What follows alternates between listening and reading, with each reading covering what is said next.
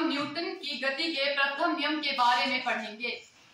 Newton ने अपने गति विषयक नियमों को सन 1686 में अपनी प्रसिद्ध पुस्तक प्रिंसिपिया में प्रकाशित किया था। इनके नियमों को न्यूटन की गति के नियम कहा जाता है। न्यूटन की गति विषयक 3 नियम का प्रतिपादन किया था। इन नियमों के आधार पर आकाशीय तथा पार्थिव पिंडों की स्थितियों के विषय में जो भविष्यवाणियां की जाती है वह पूर्णतः सही बैठती है। अब हम न्यूटन की गति के प्रथम नियम के बारे में पढ़ेंगे। यदि कोई वस्तु विराम अवस्था में है तो वह विराम अवस्था में ही रहेगी। यदि कोई वस्तु गतिशील है तो वह गतिशील ही रहेगी जब तक कि उस पर कोई बाह्य बल न लगाया जाए। किसी वस्तु पर बाह्य बल लगाने से उसकी विराम अथवा एक समान गति की अवस्था में परिवर्तन होता है। न्यूटन ने वेगमान को दर्शाने के लिए एक इक्वेशन दी थी, P = m × v। P वेगमान, m द्रव्यमान और v वेग।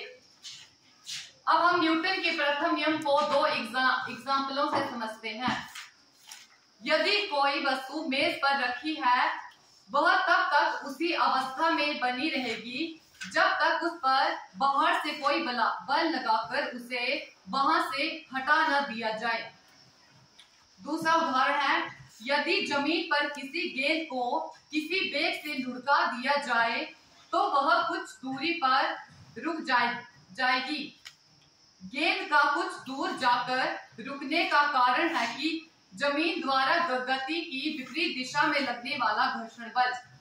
गेंद को जमीन के बजाय यदि चिकने फर्श अथवा बर्फ पर लुढ़काया जाए तो वह अधिक दूरी तक जा रुकेगी। इसका कारण यह है कि चिकने फर्श पर अथवा बर्फ पर घर्षण बल कम होने के कारण गेंद अधिक दूरी तक चल जाती है। अब इसका पूरे का कंक्लूजन क्या निकलता है कि प्रत्येक वस्तु चाहे गतिज अवस्था में हो या स्थिर अवस्था में हो, उसकी गति तब तक बनी रहती है जब तक कि उस पर कोई बाह्य असंतुलित बल कार्य न करे।